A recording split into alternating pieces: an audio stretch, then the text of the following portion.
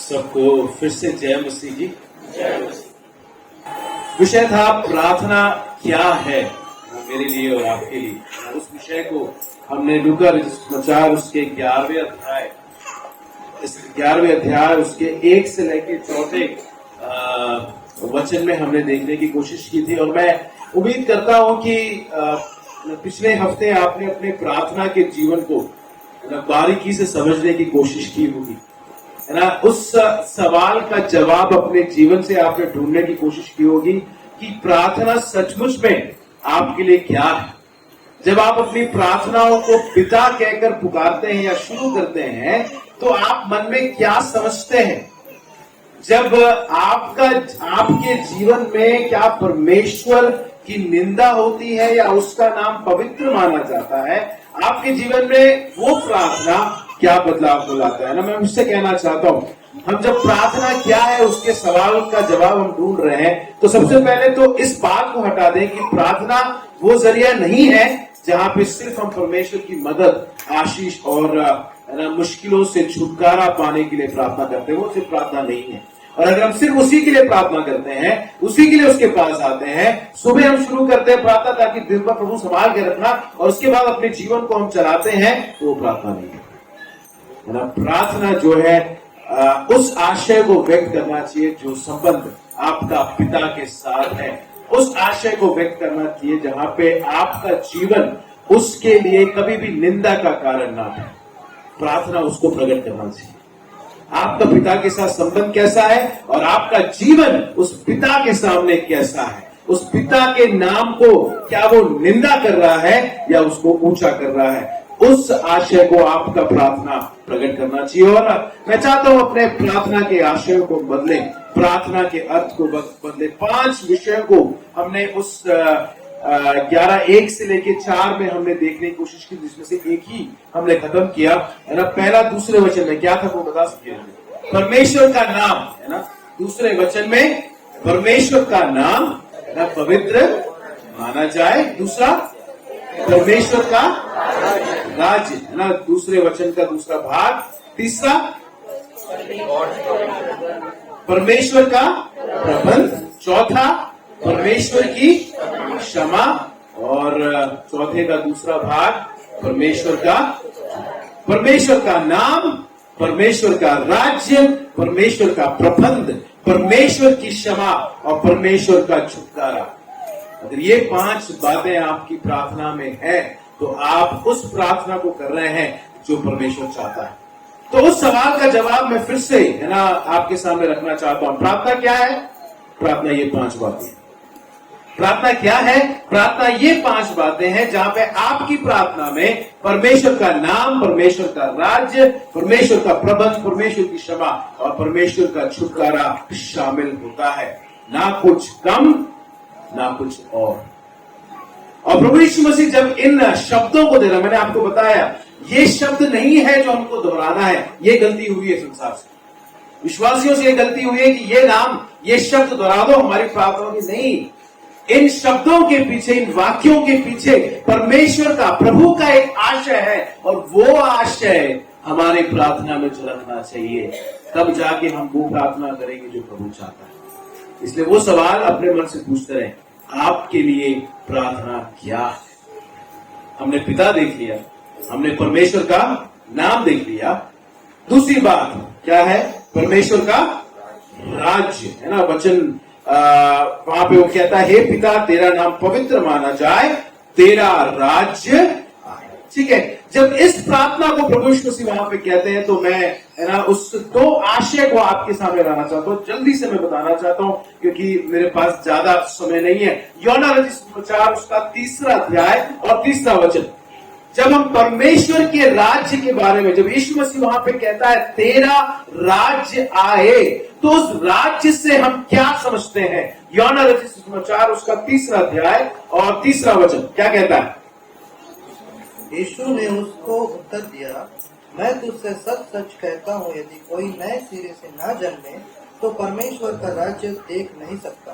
यहाँ पे हम जानते हैं घटना किसके लिए, निकोदेमुस है ना, जो फरीसी, जो परमेश्वर के वचन को जानता है, परमेश्वर के नियम के अनुसार चलता है, उसको प्रभु यीशु मसीह बोलता है अगर कोई नए सिरे से, यानी कि निकोदेमुस, अगर तू नए सिरे से जन्म नहीं लेता तो तू क्या नहीं कर सकता, परमेश्वर के राज्य को देख नहीं सकता। जाने की बात तो दूर है, उस फर्क को समझिए। तो क्या करना पड़ेगा, उसका उत्तर है यूहन्ना 3:16 को जो हम बोलते हैं, क्योंकि परमेश्वर ने जगत से ऐसा प्रेम किया कि उसने अपना एक लौता पुत्र दे दिया ताकि जो कोई उस पर विश्वास करे, वो उत्तर।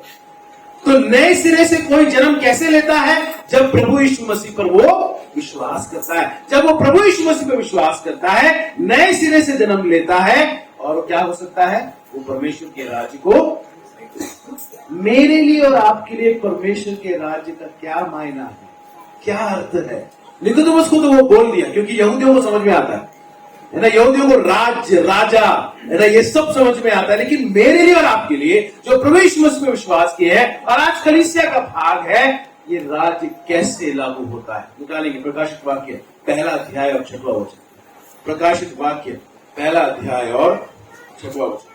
और हमें एक राज्य और अपने पिता परमेश्वर के लिए याजक भी बना दिया, उसी की महिमा और पराक्रम युगानुयुग रहे, आमीन। राज्य क्या है,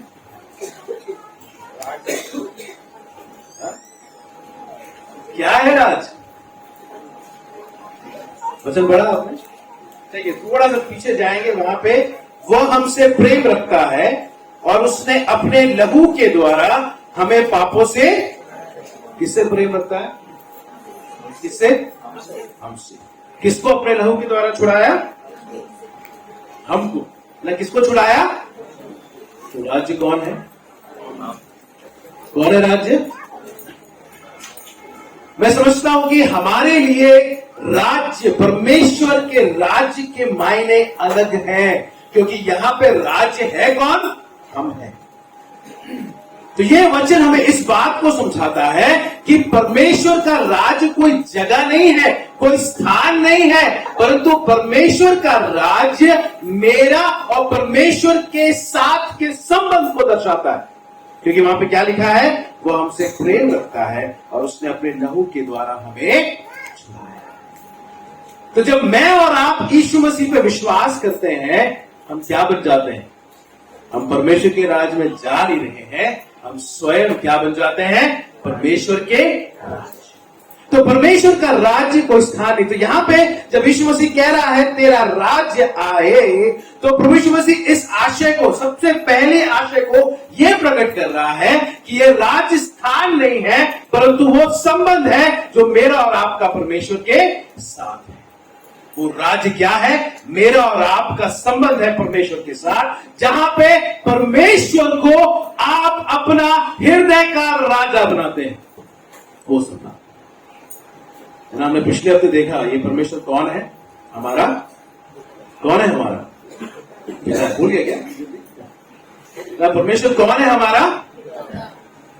और आज ये सच्चाई जब हम तेरा राज्य आए ये वचन कहता है, तो ये याद दिला रहा है कि वो परमेश्वर सिर्फ पिता नहीं, परंतु हमारे दिल का, हृदय का, हमारे जीवन का राजा है। तो जब वो प्रार्थना वहां पे आ रहा है तेरा राज्य आए, तो ये प्रार्थना हो रही है कि हे परमेश्वर, तू मेरे हृदय का राजा है। मेरे हृदय में किसका राज्य है, तेरा राज्य। तो आशय क्या है वहां पे, जब वो प्रार्थना प्रभु यीशु मसीह कहने को कह रहा या करने को कह रहा तेरा राज्य आए, वो ये कहने की कोशिश कर रहा है कि जब भी हम ये प्रार्थना करें, हम अपने जीवन को और ज्यादा उस राजा के प्रति क्या करें, समर्पित करें। जब हम ये कह रहे हैं परमेश्वर तेरा राज्य आए, हम ये कह रहे हैं परमेश्वर आप जो मेरे राजा हैं, मैं अपने जीवन को और ज्यादा आपको समर्पित करता हूं। बहुत जरूरी है ये। तो फिर हम क्यों प्रार्थना करें, अगर प्रभु हमारा राजा नहीं है, परमेश्वर मेरे जीवन का राजा नहीं है, अगर परमेश्वर मेरे हृदय का राजा नहीं है, तो उस परमेश्वर से क्यों प्रार्थना कर रहे हैं। परमेश्वर का राज्य उस संबंध को दिखाता है जिस संबंध में आपने परमेश्वर को अपना राजा माना है। मैं इस सवाल को पूछना चाहता हूं, जब ये प्रार्थना है ना, क्योंकि जरूरी है, मैंने बोला ना प्रार्थना ये है जब आप प्रार्थना करते हैं तो आप समझते हैं कि वो परमेश्वर ना सिर्फ आपका पिता है परंतु वो आपका राजा है। इसलिए आपको अपने जीवन को उस राजा के अधीन में समर्पित करते हुए जीना है। जब भी ये प्रार्थना होगी इस आशय के साथ, आपका मन ये याद रखेगा कि आप अपने जीवन के मालिक नहीं है, परमेश्वर आपके जीवन का मालिक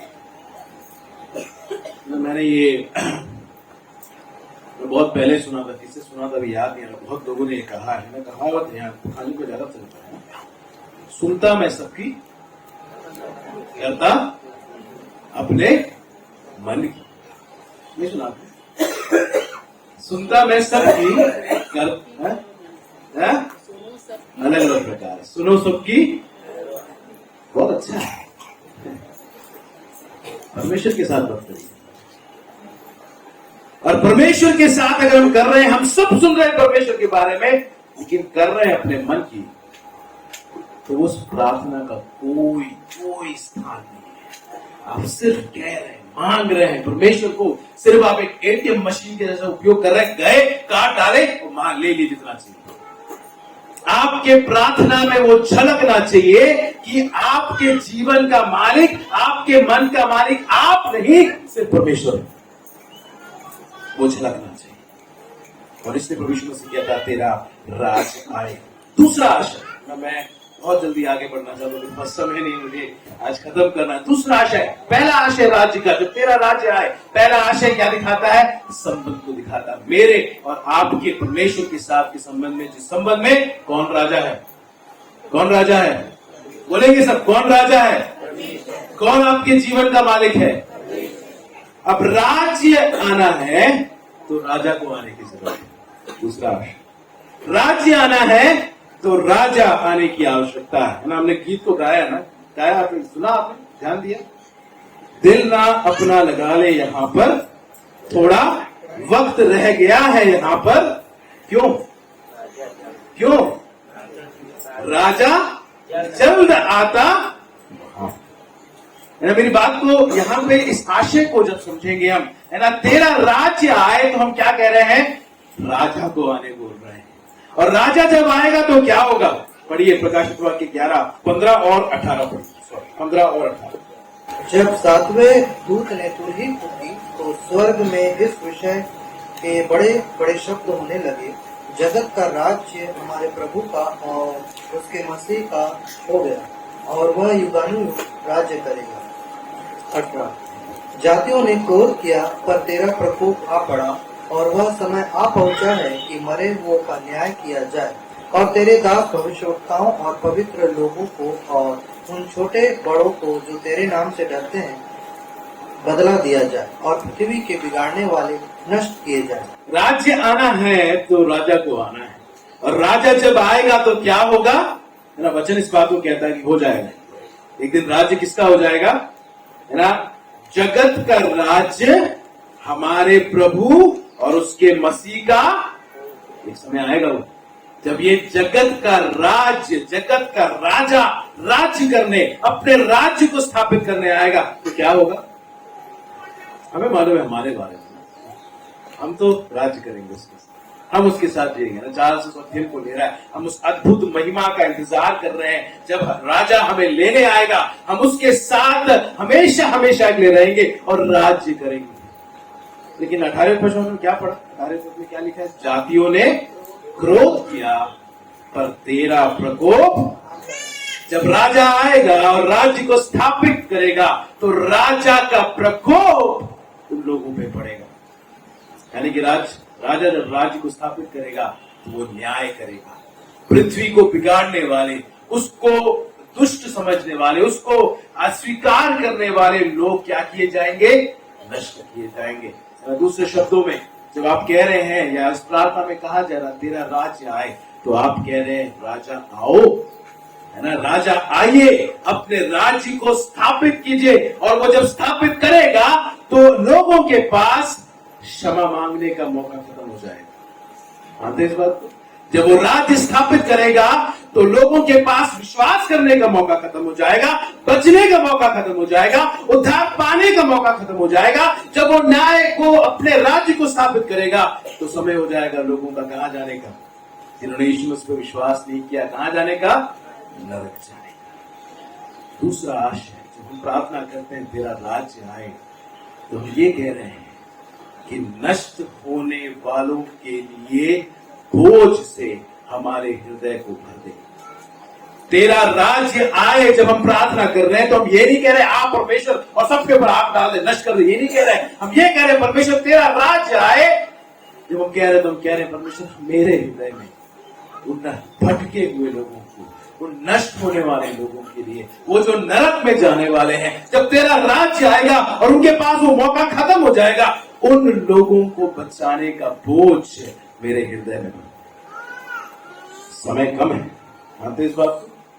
राजा जल्द आता है ना, मैं शीघ्र आने वाला हूं। वचन इस बात को कहता है, समय बहुत कम है। तो ये बहुत जरूरी है कि जब ये प्रार्थना हम कर रहे हैं, इस आशय को हम समझे कि तेरा राज्य आए, तो ये भावना हमारे मन में भर जाना चाहिए कि कितने सारे लोग हैं मेरे आसपास जो नष्ट होने वाले हैं।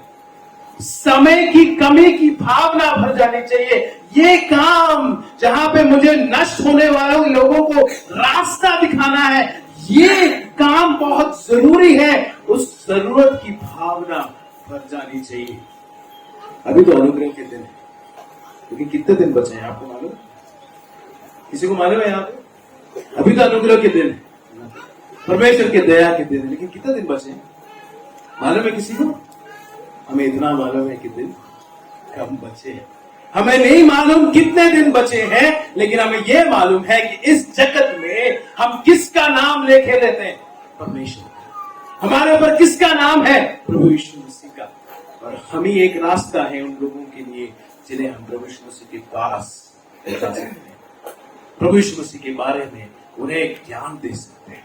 तेरा राज आए जब हम कह रहे हैं, हम प्रार्थना कर रहे हैं, तो हर किसी के मन में यह आशय आना चाहिए, काम ज्यादा है और समय कम है, क्योंकि राजा जल्द आता है। जब तेरा राज आए हम कह रहे हैं, तो हम ये सवाल अपने आप से पूछे, क्योंकि काम ज्यादा है, इतने सारे लोग हैं जो मेरे आसपास नष्ट होने वाले हैं और समय कम है, तो मैं क्या कर सकता हूं? तेरा राज आए जब मैं प्रार्थना कर रहा हूं, तो ये सवाल मेरे मन में आना चाहिए, मैं क्या कर सकता हूं? कैसे सेवा कर सकता हूं? क्या कर सकता हूं जिससे जो नष्ट होने वाले हैं, जो नरक की ओर जाने वाले हैं, उनको मैं बचा सकूं? ये सवाल। प्रार्थना में हम अपने बारे में बहुत सोचते हैं, लेकिन जब ये प्रार्थना हमारे जीवन से होगी, तेरा राज्य आए, तो हम दूसरों के बारे में सोचेंगे, उनके बारे में जो नष्ट होने वाले, जिनके पास मौका खत्म हो जाए। दो आशय है, जब तेरा राज्य आए, वहां पे प्रभु यीशु मसीह प्रार्थना करने के लिए कह रहा है, तो दो आशय। पहला, मेरा और आपका प्रभु के प्रति समर्पित जीवन, ऐसा जीवन जिसका राजा कौन है? सिर्फ और सिर्फ, अरे मेरे हृदय में परमेश्वर को राज्य करना है, उसका राज्य मेरे जीवन में है। जब मैं कह रहा हूं तेरा राज्य है, कहीं और नहीं, कहीं किसी और जगह नहीं, किसी और के जीवन में नहीं, किसी और के घर में नहीं, मेरे जीवन में उसका राज्य आए। मेरा और आपका जीवन प्रभु के प्रति समर्पित। और दूसरा, खोए हुओं को प्रभु को रास्ता दिखाने का। दो आशय उस राज्य आने के लिए। जब यीशु मसीह वहां पे कह रहा राज्य आए, दो आशय है। क्या वो बोझ हमारे मन में है? क्या वो आशय हमारे मन में है कि मेरे जीवन का, मेरे मन का राजा सिर्फ प्रभु यीशु मसीह? हम प्रार्थनाएं बहुत सारी करते हैं, बहुत अच्छा प्रार्थना जानते हैं, हम सालों से हम प्रार्थना कर रहे हैं, लेकिन क्या ये आशय आपके जीवन में प्रार्थना प्रकट करता है कि मेरे जीवन का राजा प्रभु है? मेरा हृदय उन नष्ट होने वाले लोगों के प्रति रोकर, है ना, बोझ से दबा हुआ है, और मैं चाहता हूं कैसे भी उन्हें मैं बचा। कब था वो आखिरी बार जब आपने किसी से सुसमाचार बांटा? कब था वो आखिरी बार जब आपने देखा उस व्यक्ति को और आपको लगा, अरे ये तो नरक जाने वाला है, अरे ये तो नष्ट होने वाला है, अरे ये तो परमेश्वर के प्रकोप का भाग बना? कब आपने देखा और कब आपको यहां लगा? थोड़ा मुश्किल है हमारे लिए, क्योंकि हम अपने ही बारे में और अपनी ही चीजों से इतने दबे हुए हैं कि वो बोझ लेके कहां चलेंगे। तो विष्णु इसलिए तो कह रहा है, अगर आप प्रार्थना करना चाहते हैं तो पहले समझें कि परमेश्वर आपका राजा है। आप प्रार्थना करना चाहते हैं तो समझें कि दूसरे ऐसे लोग हैं जो परमेश्वर से बहुत दूर है। परमेश्वर का नाम, परमेश्वर का राज्य, तीसरी बात परमेश्वर का प्रबंध। तीसरा वचन क्या कहता है?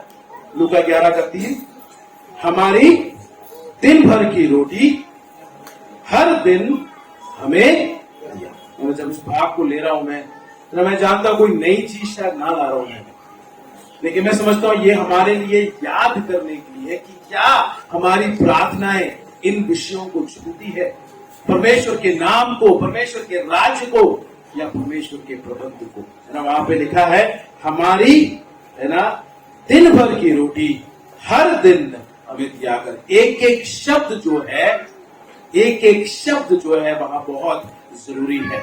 वहां पे जब वो प्रार्थना किया जा रहा, हमारी दिन भर की रोटी हर दिन हमें दिया कर, तो वहां पे प्रभु चाहता है कि हम मान लें कि अपने जीवन में हर चीज के लिए हम परमेश्वर पर निर्भर हैं। तो वो जो वाक्य है वो ये हमें याद दिला रहा है कि आपको जो चाहिए, जो करना है, एक चीज याद रखें, हम सब किस पे निर्भर हैं? परमेश्वर पर निर्भर है। वहां पे क्या लिखा है? रोटी लिखा है ना, भोजन। चलिए भोजन का उदाहरण लेते हैं, है ना। परमेश्वर पर पूरी तरह निर्भर है। भोजन के विषय में आपको क्या लगता है? हम निर्भर है क्या? हम इतना जानते हैं कि घर में खाना आता है या घर में खाने के लिए है, तो किसकी वजह से है? किसकी वजह से है? इसलिए कि आप कमाते हैं। भैया हम नहीं कमाएंगे तो खाएंगे क्या, है ना। मैं चाहता हूं उस गलत शिक्षा से हम दूर भागे, है ना। इसका मतलब ये नहीं कि आप घर में बैठे रहे और परमेश्वर आपको खिलाता रहेगा, उसका मतलब ये नहीं है। लेकिन याद करें कि आपके काम करने से और आपके मेहनत करने से नहीं है आप क्या मैं खाता हूं। हम परमेश्वर पर निर्भर हैं अपने हर आवश्यकता के लिए, है ना। परमेश्वर का दास कॉलिंस इस बात को कहते हैं, है ना, चाहे हमारा भोजन खेत में हो, चाहे प्लेट में हो, चाहे पेट में, हम परमेश्वर को निर्भर। चाहे वो खेत में हो, चाहे वो प्लेट में हो, चाहे वो पेट में हो, हम परमेश्वर को निर्भर। टमाटर से ज्यादा क्या उदाहरण है? हम सबको परेशान करके रख दिया। पिछले दिनों खबर आया, सरकार ने रेट कम कर दिया है, टमाटर अब 70 रुपए किलो बिकेगा। 10 रुपए में लेने वाला चाहिए। अब मालूम में क्या हुआ टमाटर के साथ? मालूम है किसी?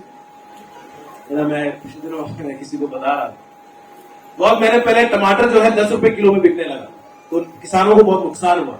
तो किसानों ने टमाटर की जो खेती लगाई थी उस पे क्या छिड़कते भैया? बीज, दवाई। हाँ दवाई, हाँ दवाई छिड़कना, क्योंकि दवाई खरीदना है, एक्स्ट्रा खर्चा है। तो उन्होंने क्या किया, अरे कौन यार 10 रुपए में टमाटर बिक रहा है, कौन उस पर दवाई डालेगा, एक्स्ट्रा खर्चा करेगा, तो उन्होंने दवाई डाल दी। कई लागत का टमाटर की खेती क्या हो गई? इसलिए आज टमाटर चाहिए लेकिन टमाटर नहीं है, इसलिए सोने के भाव में। खेत में जो खेती है उसकी सुरक्षा कौन देता है? यहां तो टमाटर सड़ गया, सोचिए अगर सब सब्जी सड़ जाता तो क्या करते हैं? क्या करते हैं? हवा खा लेते। खेत में खड़ा सब्जी भी, खेत में खड़ा खेती भी परमेश्वर पर निर्भर है उसकी सुरक्षा के लिए। होशिया नबी की किताब 2 अध्याय 9 वचन निकालिए। होशिया नबी की किताब 2 अध्याय और 9 वचन। इस कारण मैं अन्न की ऋतु में अपने अन्न को और नए दाखमधु होने के समय में अपने नए दाखमधु को, मिला आपको वचन, क्या हो जाऊंगा? हर लूंगा, वापस ले लूंगा।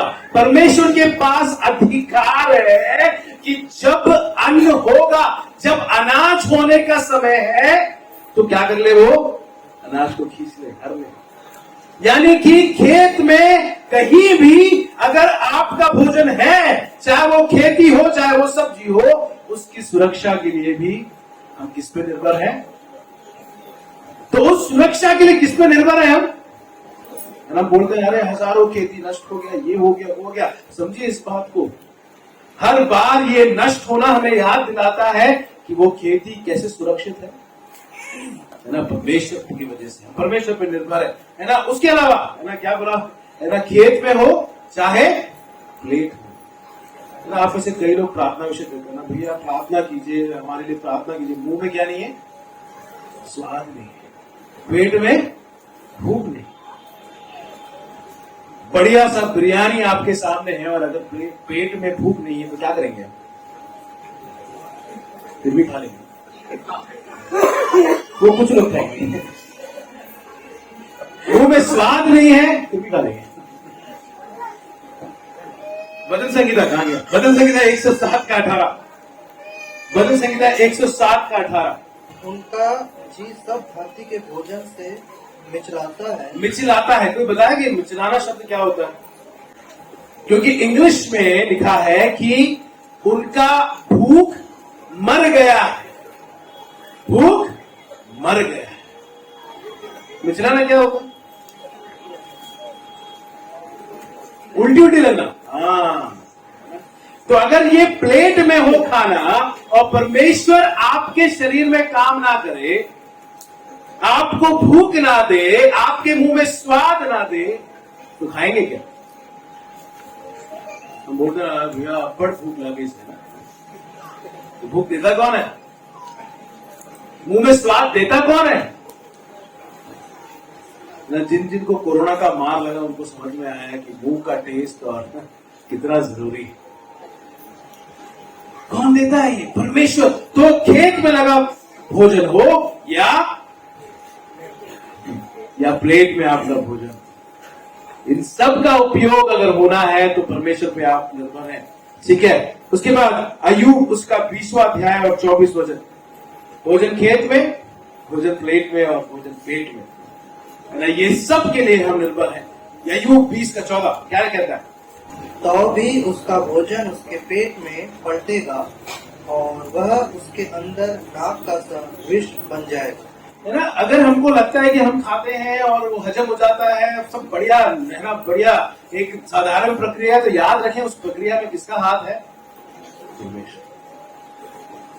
तो हम जो भोजन ला रहे हैं, हम जो खा रहे हैं और पेट में जाने के बाद अगर वो पच रहा है अच्छे से, तो उसके लिए भी हम किस पे निर्भर हैं? मानिए इस बात को, परमेश्वर का वचन कहता है, क्योंकि परमेश्वर इसका उल्टा कर सकता है हर चीज के लिए। हमें लगता है कि नहीं, हम नहीं कमाएंगे तो खाना कैसे आएगा, हम मेहनत नहीं करेंगे तो कैसे घर में अन्न का दाना आएगा। याद रखिए, हर चीज के लिए, सिर्फ भोजन लाने के लिए नहीं, भोजन पेट में पचकर आपके शरीर में दिखने के लिए भी हम किस पे निर्भर हैं? परमेश्वर पे निर्भर हैं। वहां पे जो प्रयोग यीशु मसीह करता है, रोटी का शब्द प्रयोग करता है, उसका मतलब ये नहीं है कि सिर्फ हमें रोटी मांगना है। उत्पत्ति की किताब 3 अध्याय 19 वचन पढ़िए, क्या लिखा है? उत्पत्ति की किताब 3 अध्याय 19 वचन। और अपने माथे के पसीने की रोटी खाया। अपने माथे की पसीने का रोटी खाया करेगा। तो क्या इंसान सिर्फ रोटी खाता है अभी तक? तब से लेकर अभी तक सिर्फ रोटी खाता है क्या? नहीं। वहां पे परमेश्वर ये कह रहा है कि जो तेरे जीवन के लिए जरूरत है उसे तुझे मेहनत करके माथे का पसीना बहा के कमाना है। तो रोटी ना सिर्फ रोटी को दर्शाता है, परंतु हर वो चीज जो आपको और मुझे जीने के लिए चाहिए, चाहे वो अच्छा स्वास्थ्य हो, चाहे वो भूख हो, चाहे वो काम हो, चाहे वो घर हो, चाहे वो कपड़ा हो, चाहे वो सुरक्षा हो, वो रोटी हर चीज को दर्शाता है जो आपको उस जीवन के लिए चाहिए। ये आवश्यकता, ये रोटी आपको चाहिए, ये हर चीज आपको चाहिए उस जीवन के लिए जिस जीवन में परमेश्वर की निंदा नहीं होती। सुनिए इस बात को अच्छे से। आप ये रोटी इसलिए मांग रहे हैं, आप अपने जीवन की आवश्यकता परमेश्वर से इसलिए मांग रहे हैं उस जीवन को जीने के लिए जिस जीवन में परमेश्वर की निंदा नहीं होती और जिस जीवन में उसका राज्य बढ़ता है। आप उस जीवन के लिए मांग रहे हैं। स्वार्थी ना बने। अपने व्यक्तिगत सोच को हम अपने व्यक्तिगत जीवन के फायदे के लिए ना जिए। आप क्यों मांग रहे हैं ये रोटी? आप क्यों मांग रहे हैं जरूरत की चीजें? इसलिए क्योंकि आपको वो जीवन जीना है जिसमें परमेश्वर का नाम पवित्र माना जाए, जिसमें परमेश्वर का राज्य बढ़े, जिसमें आपको दिखा पाए कि सिर्फ प्रभु ही जीवन का राजा है। वहां पे एक और शब्द है ना, वहां पे लूका में वापस जाएंगे, लूका 11 3 अध्याय, वहां पे लिखा है हमारी दिन भर की रोटी, है ना। आशय समझ में आता है हमको ना, दिन भर की रोटी मतलब उस दिन की रोटी हमें। अब तुम्हारे में उसका एक और आशय क्या है? प्रभु यीशु मसीह ये चाहते हैं कि हम समझें कि हमें वही मिलेगा जिसकी हमें हर चीज नहीं मिलेगा जो हम चाहते हैं, हमें वही मिलेगा जो दिन भर की रोटी का आशय वो ये है कि आपको जो जरूरत है वो परमेश्वर जरूर देगा। जो जरूरत है, सिर्फ रोटी नहीं, अगर आपको स्वास्थ्य की जरूरत है वो देगा, आपको काम की जरूरत है वो देगा, अगर आपको घर, कपड़ा या सुरक्षा की जरूरत है, जो जरूरत है वो आपको देगा। आप जो सब मांग रहे हैं वो सब नहीं देगा। समझिए इस बात, ये वचन का सिद्धांत है और सिद्धांत को अपने मन में बैठा लीजिए। हमें जो जरूरत है, हमारी जरूरत को सबसे अच्छी तरह जानने वाला कौन है? वहां पे जरूरत है, हमको लगता है हमें मालूम, हमको मालूम है हमारी क्या जरूरत है। थोड़ा याद दिलाइए अपने आपके जरूरत को सबसे अच्छी तरह जानने वाला कौन है? और अगर ये सच्चाई भूल जाते ना, जब हम भूल जाते हैं कि हमको सब चाहिए, परमेश्वर क्यों नहीं दे रहा है, हम जब भूल जाते हैं कि परमेश्वर सिर्फ वो ही देता है जो हमारी जरूरत होती है, तो हम फिर वो चीज करने लगते हैं जो परमेश्वर को पसंद है। एक छोटा सा घटना कर हुआ तो सुबह एकदम से याद आया, तो एलाना हम लोगों का मालूम चला कि वो स्कूल में जाती है तो उसके दोस्त बिस्किट लाते हैं, है ना। तो हम लोगों ने अपने घर में बिस्किट कम कर दिया थोड़ा सा, हमारे बच्चे बहुत मोटे हो रहे हैं, तो बिस्किट थोड़ा कम कर दिया ना, कम दे रहे हैं। तो खबर लगा हमें कि वो अपने क्लास में जाती है ना, उसके दूसरे जो फ्रेंड्स बिस्किट लाते हैं उनके पास जाती है, बड़े प्यार से पूछती है, प्लीज मुझे एक बिस्किट दोगे, प्लीज मुझे एक बिस्किट दोगे, प्लीज मुझे। और वो इतने प्यार से, मुझे ये रिपोर्ट में इतने प्यार से मांगती है, वो इतने प्यार से, है ना, कि क्या मालूम मिलता है कि नहीं मिलता। क्यों मांग रही है क्लास में जाके? बताइए, कैसे बाप हो आप बिस्किट नहीं देते उसको? कैसे माँ बाप वो बिस्किट नहीं देते, इसलिए बच्ची जाके जितना जरूरत है उतना हम देते हैं। जब उसको और चाहिए तो एलाना क्या करती है? क्या हम पर वो लागू नहीं होता?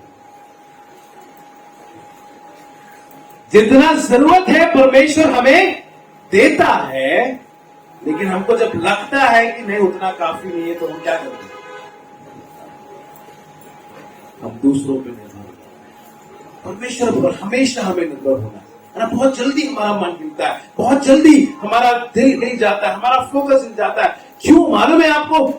अगर आपको लग रहा है कि आपके जीवन में पैसा नहीं पुर रहा है, आपके जीवन की जरूरतें पूरी नहीं हो रही है, वो इसलिए कि जरूरत से ज्यादा आप चाह रहे हैं और इसलिए मजबूर हो जाते हैं अपना भरोसा किसी और को लगाने के लिए, अपना मन मनुष्य की ओर लगाने के लिए, अपना मन किसी और चीज के ऊपर लगाने के लिए। याद रखिए, अरे आपका पिता है वो, आपका राजा है वो। अगर इस दुनिया में कोई भी जानता है किसको क्या जरूरत है तो वो सिर्फ वो जानता है। फिर भी हमें जाना पड़ता है, फिर भी हमें दूसरों पर निर्भर होना पड़ता है।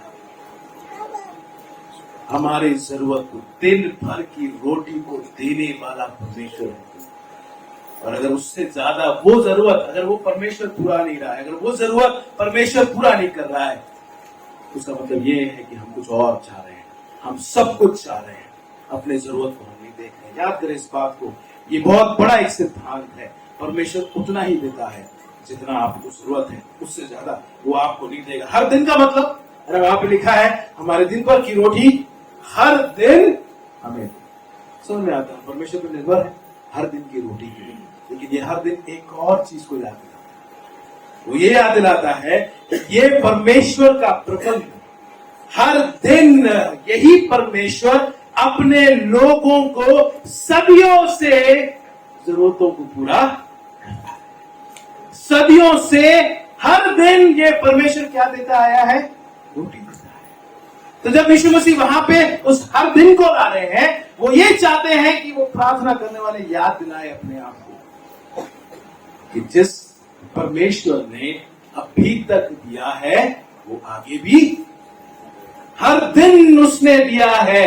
जो दिया है उसकी ओर प्रभु यीशु मसीह चाहते ध्यान जाए।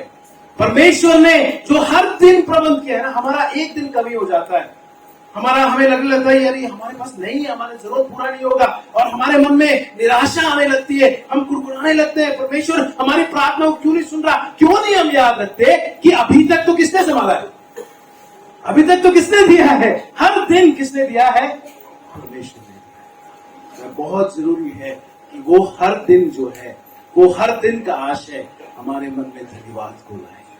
तो जब हम मांग रहे हैं कि हे परमेश्वर दिन भर की रोटी हर दिन हमें दे, तो हम ये कह रहे हैं कि परमेश्वर तू रोटी हमें दे जैसा तू हमें देता आया है।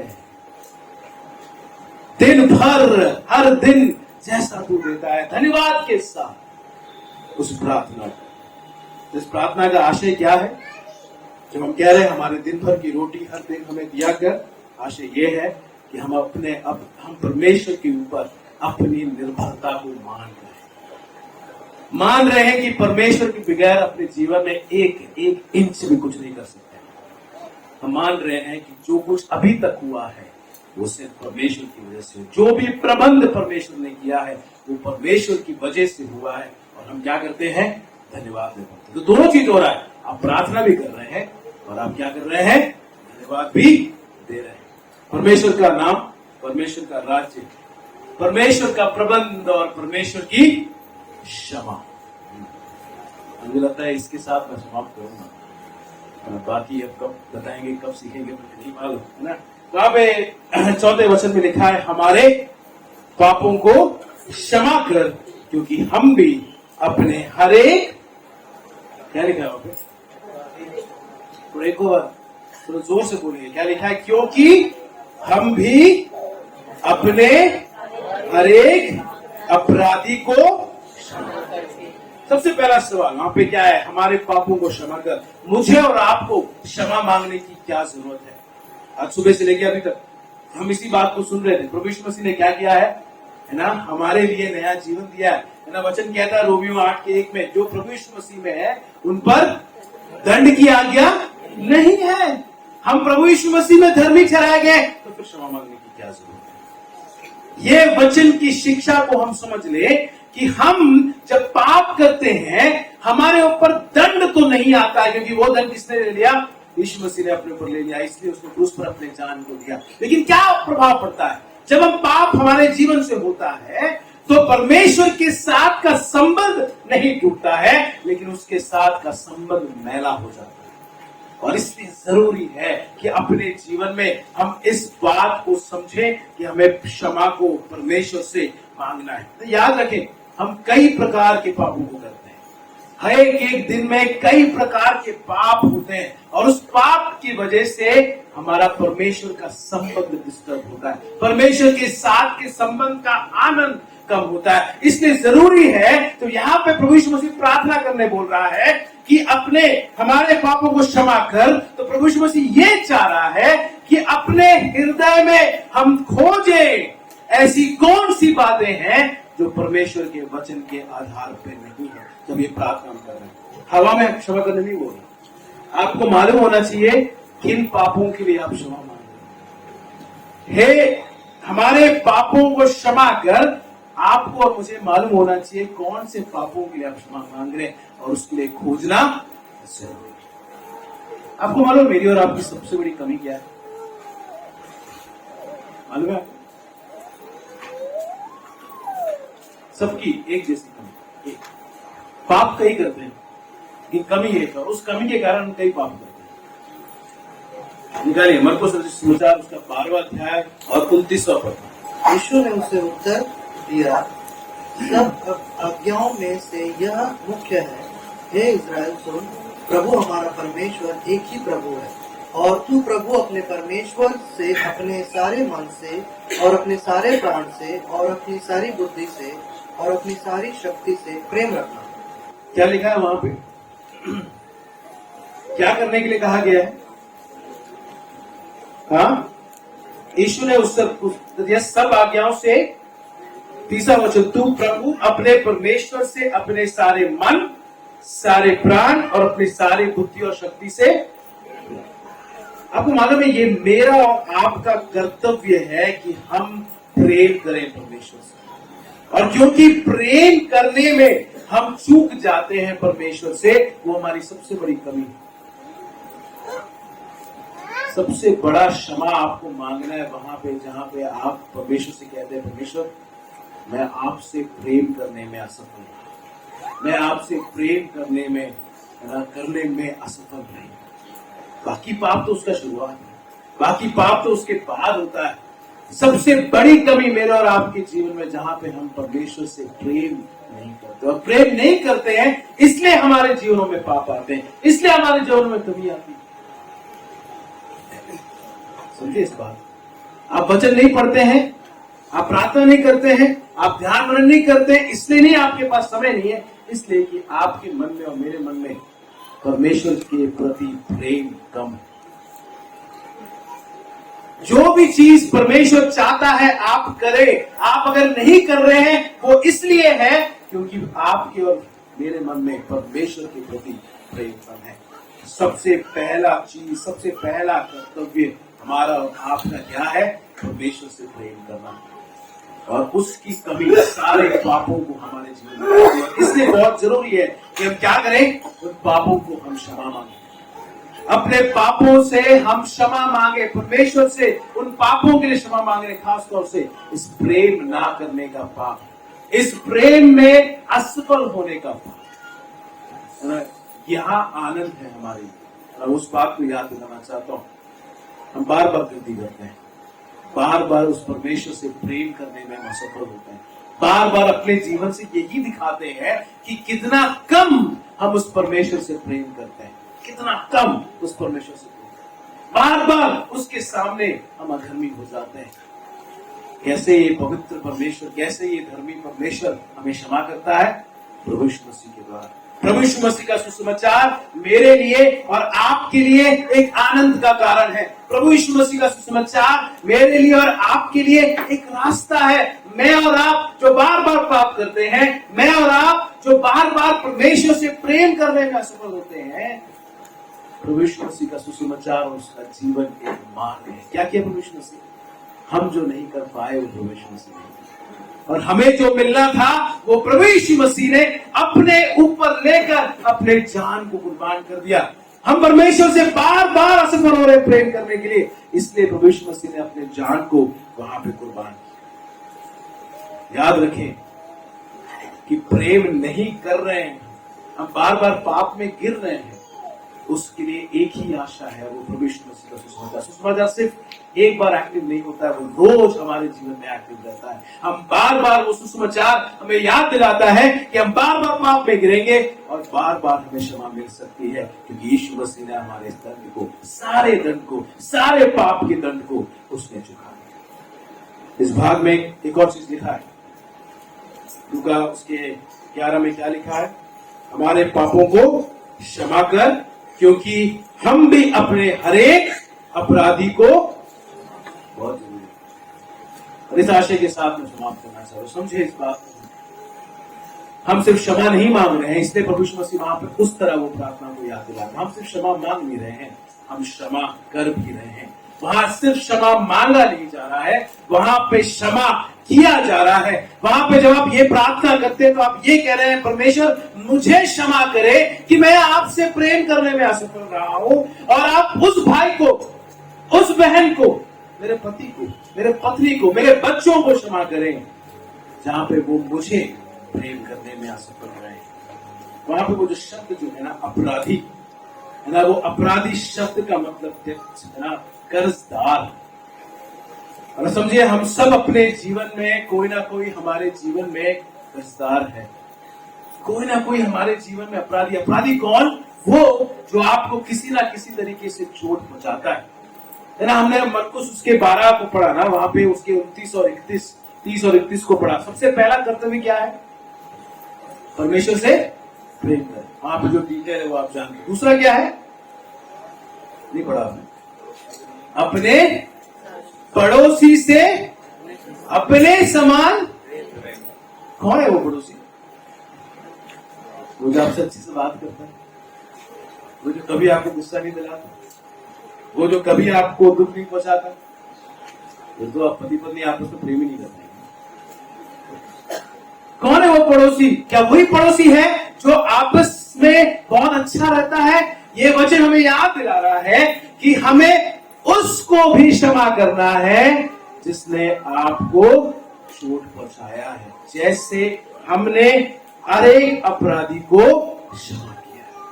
मेरा दूसरा कर्तव्य अपने पड़ोसी को अपने समान प्रेम करना, और उस पड़ोसी को भी, उस भाई को भी, उस बहन को भी, उस पति पत्नी या किसी भी व्यक्ति को भी जिसने आपको चोट पहुंचाया है। बहुत मुश्किल है, बहुत मुश्किल है। जिसने चोट पहुंचाया उसको माफ करना। याद रखिए, हमारे जीवन में ऐसे लोग होंगे। आप मत सोचिए, अगर आपको ऐसा जीवन चाहिए जिसमें कोई आपको चोट ना पहुंचाए, तो जाइए उस जगह में जहां इंसान ही नहीं है। चले जाइए किसी द्वीप में, समुद्र के बीच में, और रहिए वहां पर। नहीं पहुंचेगा चोट, बढ़िया जिएंगे आप लोग। अगर हम इस संसार में हैं और इस पाप भरे संसार में हैं, तो याद रखें हमारे जीवन में ऐसे लोग रहेंगे और मिलेंगे जो आपको चोट पहुंचाएंगे, जो आपको निराश करेंगे, जो आपको दुखी करेंगे, आपको नहीं देंगे वैसा जीवन, वो खुशी जो आप चाहते हैं। आपसे अच्छे से प्रेम नहीं करेंगे, आपको समझेंगे नहीं। याद रखें, ये मिलेंगे आपको, आप नहीं भाग सकते सच्चाई से। तो जब ऐसे लोग मिलेंगे तो क्या करना है? अपने पड़ोसी को अपने समान, बहुत जरूरी है। ये हैना और जोआना घर में जो रहते हैं छुट्टी के टाइम पे, है ना, तो कोई भी ऐसा दिन नहीं था जहां पे ये दोनों मेरे पास नहीं आते थे, शिकायत करने नहीं आते। हैना आती थी दरवाजा खोल के, डाडा ये जोआना जो है मेरी बात नहीं मानती है। उसके पीछे जोआना आएगी धीरे धीरे, डाडा नन्ना ना मुझे हमेशा डांटती है। उसके पीछे तीसरी वाली आएगी, डाडा वो नन्ना ना मुझे यहाँ से मारी। तीसरी वाली को कोई काम नहीं है, फिर भी आगे बोलेगी। मैं सोचा कोई एक दिन जब इन लोग बिना लड़े, बिना झगड़ा किए, बिना एक दूसरे के कंप्लेन के, बिना एक दूसरे के विरोध में कुछ बोले, जिएंगे क्या? स्कूल जाने के बाद भी शाम के साथ हम दुनिया में रह रहे हैं, हमें ऐसे ही लोग मिलेंगे। आज मेरा संबंध आपके साथ अच्छा है, कल शायद मैं आपको चोट दे दूं। हम सब मनुष्य, हम सब पापी मनुष्य, ये है हमारी अवस्था। और जरूरी है कि जब हम प्रार्थना कर रहे हैं, हे पिता तू हमें क्षमा कर, तो हम भी क्षमा करने की मनसा रखें। याद रखें, अगर कोई भी सबसे बड़ा अपराधी है ना, तो मैं और आप। वो व्यक्ति नहीं जिसने आपको चोट पहुंचाया, वो व्यक्ति नहीं जिसने आपको निराश किया, आपको दुख किया, आपसे वो प्रेम नहीं करता, वो व्यक्ति नहीं।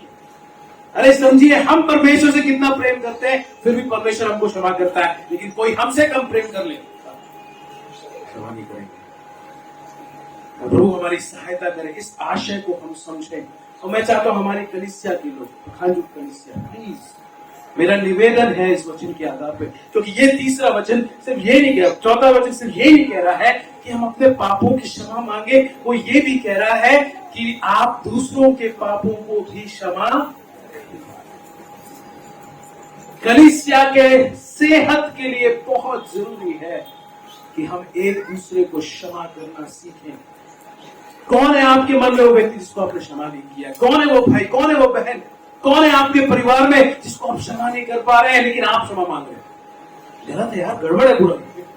आप क्षमा मांग रहे हैं लेकिन आप लोगों को क्षमा नहीं कर पा रहे हैं। बताओ, हमारी कलीसिया के लिए, किस कलीसिया की बात कर रहा हूं, टूट जाएगी अगर हम एक दूसरे को क्षमा ना करना सीखें, अपने जीवन में दूसरों को क्षमा देना ना सीखें।